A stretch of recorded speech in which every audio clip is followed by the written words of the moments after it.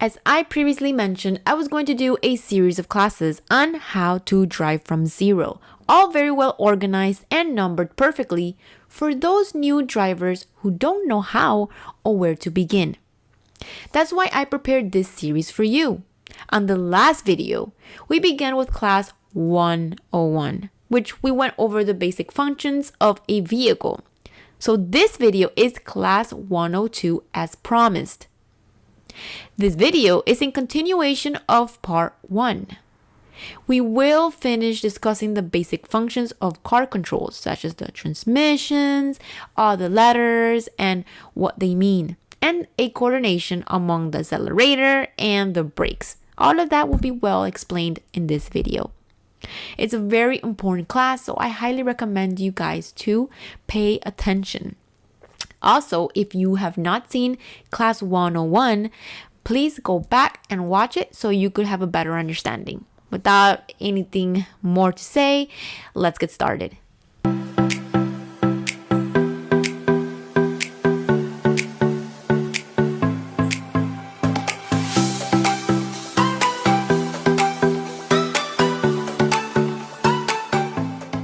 So I will be talking to you in this video about the basic car controls and their functions, which all vehicles have.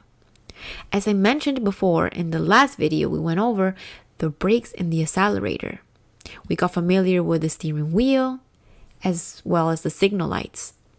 So now we're going to go to another important part, which is the transmission, with its the letter and what each represent.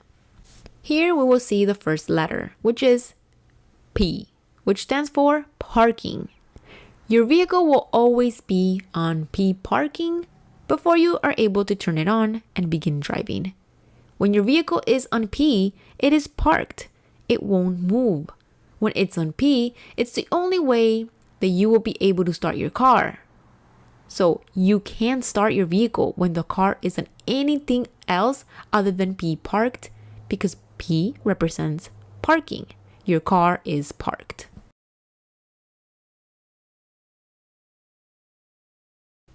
Which takes us to the next letter, which is R for reverse. So reverse stands for backing your vehicle up. And whenever I put my car on R, it will move backwards. Remember, R is for reverse, guys. It will back your car up. Alright, so next is the N, which stands for neutral, and will make your car disconnect the engine from the wheels using transmission, meaning that your car will be basically dead. It is usually done when you need to push your car or have it towed, or perhaps when you are going through a car wash. Neutral is very rare to use, and you will most likely never have to worry about it, but it's good that you already know what it means. So now let's jump to D, which is very important since it represents drive, which is what will make your vehicle move forward. Now, you might find other numbers next to it, but these are just used for driving on hills and in other places. These are also very rare to use, and honestly, I think it's not something that you should worry about.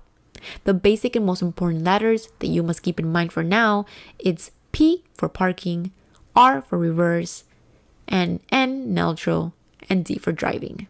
So now let's talk about coordination between the transmission and your brakes, because this is quite important to know.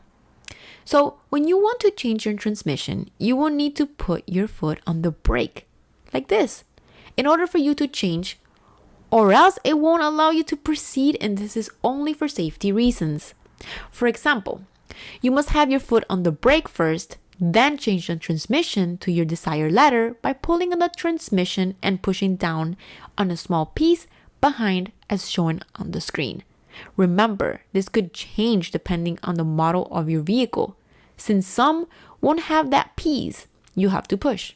So again, to change the transmission, you will need to first push the brakes. So moving on, let's talk about how to start your vehicle.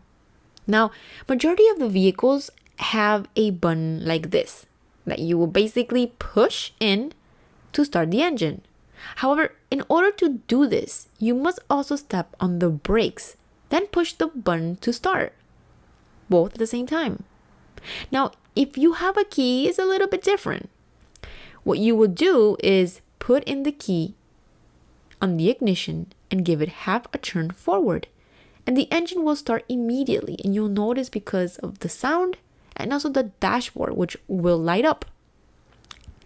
And there's many vehicles that have a key with a button, and you just push and it turns the car on by itself and all of this. That's awesome. Very modern. But remember, guys, I am showing you the basic one and the most common one, so you guys have pretty much an idea. Remember to practice, because once you practice, it will become very easy for you. Last thing, how to adjust your mirrors. Now, there has been lots of people having trouble with adjusting the mirrors properly. So the correct way to adjust mirrors is that you're able to have a clear view, and make sure that when you adjust them, you're able to see behind you clearly. So your own vehicle shouldn't be much visible, like shown here. What you should be able to see is half the pavement and half the horizon. Now, the same thing applies to the rear view mirror. You should adjust it with both hands carefully so that you're able to view perfectly well behind you. Before I finish, I want to also talk about the hand brake, also known as the emergency brake, which is right next to the driver's seat near the transmission. Now, if you happen to live in an area where there's no mountains, then this brake isn't really important for you, unless you will park in an area that is elevated. You shouldn't touch or use this brake unless it's absolutely necessary. If you happen to be parked on a hill or mountains, then what you need to do is first put your foot on the brakes, then push the button on this lever and pull it slowly upwards. Then place your car on P parking. Alright everyone, this is it for today. This is the end of class 102. Hope this video was of great help for those beginner drivers out there. If it was, please remember to give this video a thumbs up and comment below. Reminder that class 103 will be coming soon.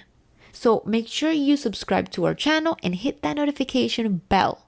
Thank you so much and best of luck to you.